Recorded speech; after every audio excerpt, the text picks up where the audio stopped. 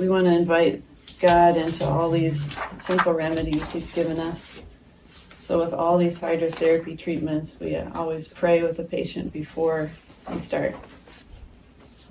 It's a good rule of thumb.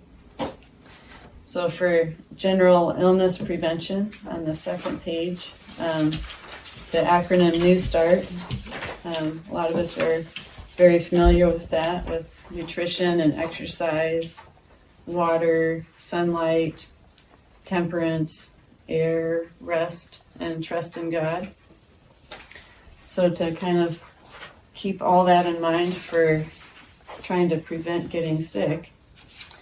And then a few other tips too. After every hot shower, end with a cold rinse. That's one way to kind of stimulate your immune system. You can also do a contrast shower every day. And that will be a preventative thing as well as a treatment thing if you do get sick. So to do that, you do 3 cycles of the hot and cold. Always end with cold. Contrast can also be done between a steam sauna, if you have one, and then a cold dunk. And this was something Barbara and Neil talked about. They did steam saunas and then sent people out and dunked in the river. Mm-hmm. So it's just one way to do it. It gives the contrasting back and forth as, bringing the blood flow to the surface and then pushing it deep and pulling it back. So it's moving it back and forth, and that gives a massive boost to bone marrow. That makes your red blood cells and especially elevates your white blood cells to help fight off infection. So fever is your friend. Body temperature rises in order to kill pathogens in the body. So it's a normal response. Temperature to kill viruses, this is in Celsius, but 36.8 to 37 degrees Celsius. Brain can convulse if you get dehydrated, so you must keep sipping water when you have a fever. If you're throwing up, one way to get a quick 2 cups of water is to do an enema. So that doesn't sound very fun, but it could be life-saving, potentially, for someone. So Barbara O'Neill emphasizes, every home should have an enema kit. So some additional control approaches for fever, just to keep someone comfortable, basically the source. I tried to put sources here for Barbara O'Neill's approach. We've all done this to our kids too, put a cool cloth on your forehead. That helps keep it controlled. Keep the body evenly clad. It's not the time to wear a t-shirt, have your arms exposed, things like that. You want to cover up. Keep the fever out of the danger level. Letting it go over 103 for very long is not good. You can do a tepid bath for about 15 minutes. And ice packs under your armpits are quite effective to help cool down your core temperature. You can, if you grow catnip in your yard, if you put that in the enema, that's pretty effective as well. And ginger, you can eat some ginger or put it in your bath. The warm water helps open up your pores in your feet and so forth, and the ginger can absorb in there. Other things to use are mint and feverfew and yarrow. You can put these things in a tepid bath. So I put a list of general supplies for hydrotherapy, some things you want to kind of have on hand in your house. You can keep them all together if you need to. Or like me, I had to run a lot of different places to collect things this morning. But you want to have a large pot with water to heat up. So we have one right now heating up on the wood stove. So what do you do if you can't use your stove? This is one way to do it. As long as you have this going. Otherwise, if it's summertime and you don't want your house super hot, you can do a rocket stove outside, which we're going to look at later to get some water boiling. So you want a basin for your feet, such as this purple one. And these are really nice to use, a perfect size for putting feet in, perfect height, because you want the water for a foot bath to come up the lower calf a little bit. These you can find at the country store. Come in different colors and so forth. Not too expensive. You also want a basin for cold water. You want it pretty cold, so I just have something like this to use for that. And you want a drinking cup handy with a straw. A bendable straw is even better if the person's laying down to try to drink. And when they're sitting up too, you're the one that has to hold it for the person doing a hot foot bath. And if this as well, you got to be the one bringing the water to them because their arms are going to be tied down. Not tied down, but wrapped up. Restrained. So you want a couple towels. You got a couple towels here. There's a couple washcloths, a couple sheets, a pillow, and a trash bag. We're going to cut that for a chest compress treatment. You want things for the throat compresses. We have 2 bandanas, a wool sock, a little pin to hold the sock together, and then we have things for the chest compress, a t-shirt and a wool sweater that's fitting for the person you're going to treat. And what else here? There's a shower curtain liner. If you're going to do the wet sheet wrap in a bed, let's say you don't have a massage table with a cover like this. This is a shower liner you can get for pretty cheap. You just put that on your bed and then put the sheet on top of that for the person to lay on. And that'll protect your bedding underneath from getting too wet because that person's going to start to sweat after a while. So, and then the thermometer. So we have, these are ones you see most days now, but you know these are run by battery, right? So they last a long time, but what if the batteries die? You might want to have a old style thermometer around just in case. So they have the mercury kind still available and non-mercury kind you can get. They're pretty inexpensive. So those are the main supplies for what we're going to talk about today. So on the next page, there's some different treatments we'll talk about here. The first one being the contrast shower. Again, that's both preventative and for treatment. And so then the hot foot bath, we'll practice that one, and the neck. And there's a sock foot compress you can do as well, chest compress, the wet sheet wrap, and fever bath. And we'll talk about the personal sauna as well, which Mercy Ballard does a great video on that, with doing it on herself. And she's fairly comical with it if you look it up online. And that's a good way to help, release toxins from your body and boost your immune system. So moving on to the contrast shower, the source for this description is from the Life and Health Network online. If you look up their website, they have a ton of information on these kind of treatments. You can even take a hydrotherapy class if you want to. So I think it costs a little bit of money, but it's worth it to have a person thoroughly go through things. So the effects of the contrast shower, it increases circulation, fluctuation, that's the back and forth, cold, hot, pushing it back and forth. It stimulates the body as it tries to throw off heat during the hot phase and conserve heat during the cold phase. Immunity is increased by increasing circulating white blood cells. And the mechanoreceptors on the skin are stimulated by the pressure from the shower. It increases the person's ability to sense or feel. It's an interesting effect there.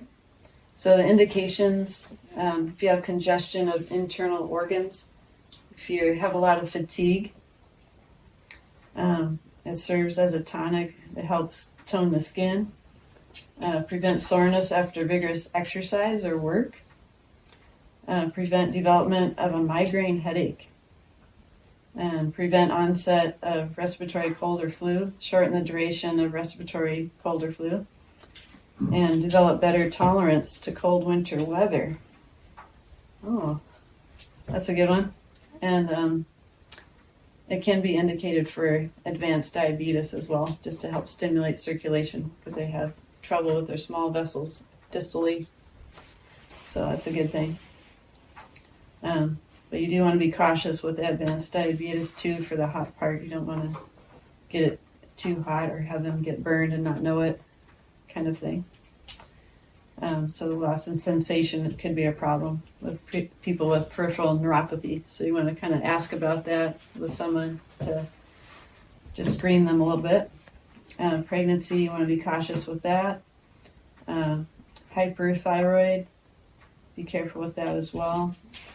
If someone's intolerant to being too hot or too cold, you don't want to have the extremes, not be too extreme, kind of make the exchange not so extreme with the temperature. So contraindications. You don't want to do this with someone with lymphedema due to a disease or surgery. So you want to ask about that. Lymphedema can happen when someone's had lymph nodes removed from a mastectomy, for example. Advanced cardiovascular disease, renal or kidney disease, multiple sclerosis. You don't want to use too much heat with someone with multiple sclerosis. That's the problem part of it. Seizure disorders, extreme obesity, a recent meal, so you don't want to do this right after you eat. Wait an hour at least. If someone's too chilled, ingestion of alcohol or illegal drugs, just because might impair their mental capacity to report back to you how they're doing. So you do a minimum of 3 cycles. You start with the hot water for 3 minutes, and then you go to the cold water for 30 seconds to a minute. So you end with the cold, then you dry off, and then get a robe on to keep you warm right away. And if you're monitoring someone doing this, like helping someone, you might want to take their temperature before and after doing the treatment. And again, make sure and pray with the person before you start the treatment. Any questions on the contrast shower? Okay, yes? How do you do it in an off-grid situation? Well, that's a good question. Yeah, so you're going to want to have a way to heat water. And there's a couple ways you can do that, either on the rocket stoves, on here. Of course, you're going to have to be kind of generous. But another thing to do is we purchased some black buckets that you can sit out in the sun. And of course, it's going to take a little bit to warm them up, but they do warm up quite well to temperature, hot water, temperature water, hot water, shower water. So, what do we get, 10 of them? I think so. 10 black buckets with black lids. You set them out in the sun for the sunny part of the day, and then you can use that. But you can dump them into a container. We also got some other containers through Uline that we're going to paint black, and you can also put those out in the sun. And you can have some remain in here with cold water, and then have those other ones heating up. And they have a spigot on them. So if you set up your shower with a shelf above, you can put these containers up there, a hot and a cold container. Turn it on for a few minutes, the hot, shut it off, turn the other one on, 30 seconds, and go back and forth between these 2 containers. So that's one way. Anyone else have any ideas? It's quite a bit of water for a shower. Yeah. Of course, it does for baths too. So how big are those containers? They're 2.5 gallons. 2.5 gallons. And 5-gallon buckets. Someone did a test run on doing a shower with one of those size things, and one was enough for like 2 people. or shutting it on and off, like rinse up, shut it off, and then scrub your hair with the shampoo and then turn it back on so it's off and on. So you're conserving the water. 2.5 gallons or 5? 2.5. 2.5. But for this, you want to be running a little more continuously for the 2 minutes. So you might want 2 of those up there, and then 1 of the cold. Something like that. So Could you also do like a camping shower? I purchased a camping shower and they hold 5 gallons. You could do hot and maybe have 2 and do 1 cold, 1 hot. yeah, Or if you have only 1 camping shower, you could do your hot in there and have a bowl and a bucket of cold water and just pour it over yourself. That would be hard to do, but it would be a possible way. yeah, that's another way. A little shock. Yeah, So so does that work in this type of weather? The solar, you mean? Yes, the solar. that's going to be a little bit of an experiment. But the guy that we heard about it from thought it would still work as long as it's sunny, of course. That because the black, it really pulls it in there. If you put it like in a Right. sunny window, Uh-huh. then you would have it not exposed to the exterior temperatures. That would be good. If you had Like a like a greenhouse greenhouse. or something like that that would amplify or hold the heat in, that would also accelerate that process too. Right. Yeah. For strictly solar. So the camping showers are a good alternative too because they're black as well and absorb the heat from the sun. So they'd have to be doing the same thing that the buckets are doing, being out in the sun or having exposure to the sun to warm up. And then have the cold option. Thank you. Thank you. Okay. So the hot foot bath is the next one. The sources on this one is Laura Drevitt did a presentation on this through Amazing Discoveries. And the indications for this are congestive headache. So if you have someone with feeling your headache coming on or migraine coming on, doing this immediately can ward it off. So it's going to pull blood down towards your feet. Pelvic congestion as well. Someone who's having menstrual cramps or something like that, this can help that as well. This drawing blood down to the feet. And preparation for other treatments, warm the body, to stop nosebleeds, aid in relaxation and comfort, treatment for common cold. Again, can help stomach cramping. It's an immunity boost. So if you feel some illness coming on, starting to feel a little feverish, you can try this as a first line defense. Some cautions or contraindications, again, circulatory disturbances, impaired sensation. That goes along with peripheral neuropathy, any condition where circulation in feet and legs is poor. Again, careful with diabetes. And diabetics are less sensitive to stimuli, may not recognize the heat being too hot.